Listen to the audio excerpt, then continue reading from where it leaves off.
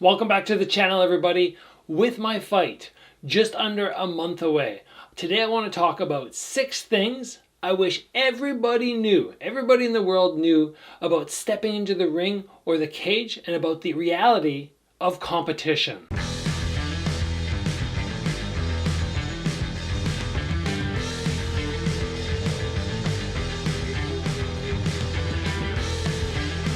Throughout the years, I have seen so many people step into the ring with the mindset like this is the hardest thing I'm ever going to do in my life. But then on the flip side, I see other people who just don't take it seriously whatsoever, and that always kind of worries me, it scares me, and I want to make sure that everybody out there, especially people who follow my channel, who take the time to watch the videos, really understand the implications of stepping into the ring or the cage. Because let's be real, this is not a soccer match, this is not a tennis match. You're not going to go in and compete and be able to step out just with simply having a loss to your record. There's more to it than that. So the first thing that I wish everybody knew about this sport is the long-term implications, the long-term risks of damage, body damage or brain damage. It is absolutely real, and you need to understand that before you step in the ring.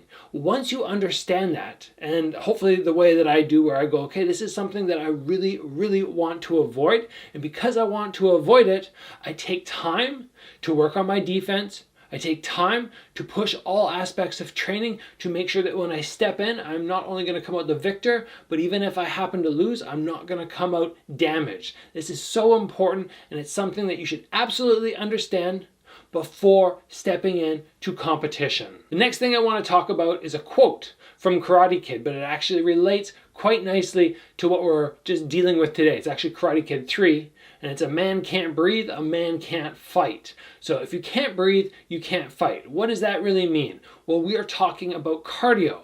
And years ago, I had a coach who said, it's so frustrating when somebody comes back to the stool in between rounds. I tell them exactly what they need to do, but they can't do it because they don't have the energy. Their cardio is not up to snuff, and they have nothing left to give me. So make sure that when you're going into a fight, you really understand that cardio is king.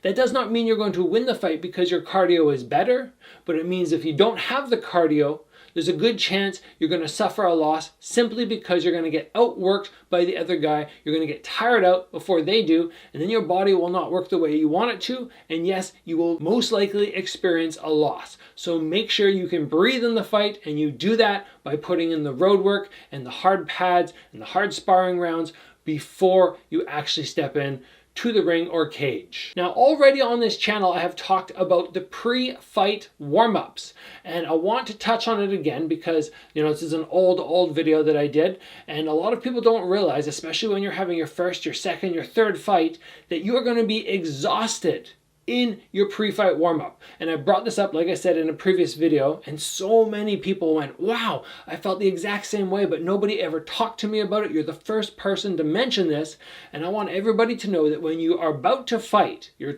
20 minutes, half hour, maybe even an hour away from competition, and you start getting in, you start banging the pads, and you feel extra tired, that is normal. That is nerves. That is the weight cut. That's everything you've put yourself through, all coming in to one moment where you're trying to get your body warmed up, and it's just not having it. And you have to push past a barrier of exhaustion, and then the lungs kind of open up.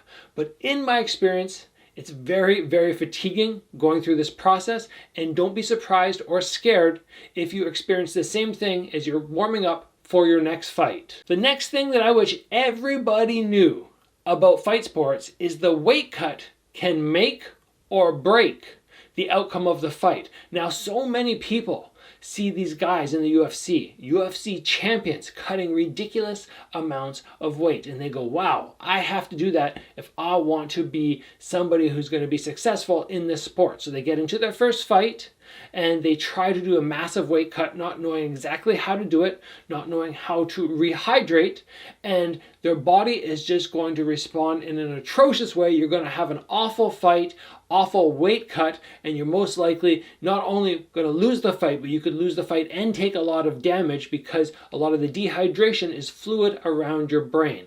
So we want to be extra careful when we're starting off our career, making sure that we recognize cutting too much weight too early on can really hurt you. Now, maybe you don't want to do it the way I did it, where I cut 0 weight and I just stepped on the scale with my jeans on and I didn't have to do anything. That might not be the best way because you might get outsized.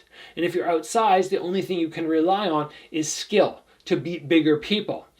But be absolutely sure that you are not cutting too much weight, because as I already said, that can absolutely wreck you. And if you have a good coach, they'll be taking you through a proper process and making you cut an appropriate amount of weight, but not an amount that is for professionals only. And guys, before we move on to our next point, if you are enjoying the episode, you're enjoying all the tips, please be sure to give the video a like. Next up, I want to talk about you need to be tough to succeed in this sport. Now, so many times I have gone in and sparred with people and thrown a leg kick, and I see them buckle, and I see the pain on their face, and I go, ooh, I didn't even really throw that in very hard. They're just not very tough.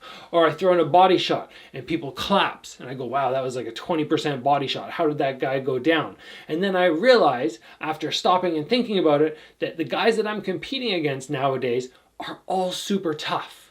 And if you're somebody who has not conditioned your body yet, it's so easy to drop somebody or to see pain inflicted on them when you're not even actually trying to hurt them. So recognize that being tough is a massive part of this sport. That's one thing that I've noticed as I've climbed up through the ranks and I've went from beginner level amateur to world level amateur to entry level pro up to world level pro. The big thing is people get tough.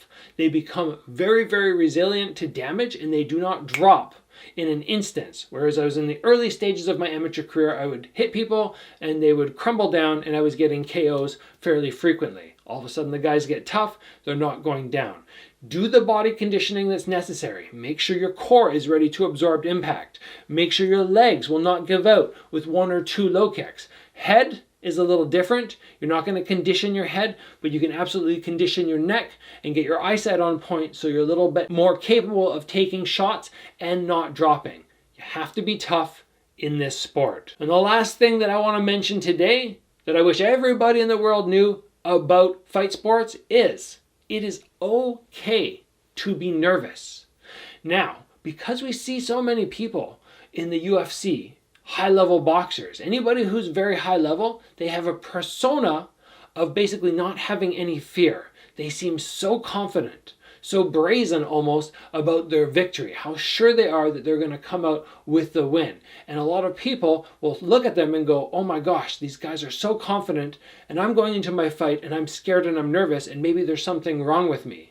And I can absolutely tell you that pretty much for every one of my fights, I have been very scared. I have talked to other high-level fighters and they go, yes, I was very, very scared. I feel like the reality is only people who don't understand what's really in front of them will not experience fear. And the guys who have that persona that they're not scared and who are crazy high level, who are on that world stage of being superstars, they are scared, but they do a good job of masking it. And fear is natural. Don't run away from it. Don't try and avoid it. Those high-level guys, they learn to sort of embrace it and use it to drive them further in their training and to not let it stifle their performance on fight night. And that is something that comes with experience. You might be scared early on and you might suffer for it a little bit in your fight performance, but as you get more and more comfortable, more and more experience, you learn how to perform with those butterflies in your stomach.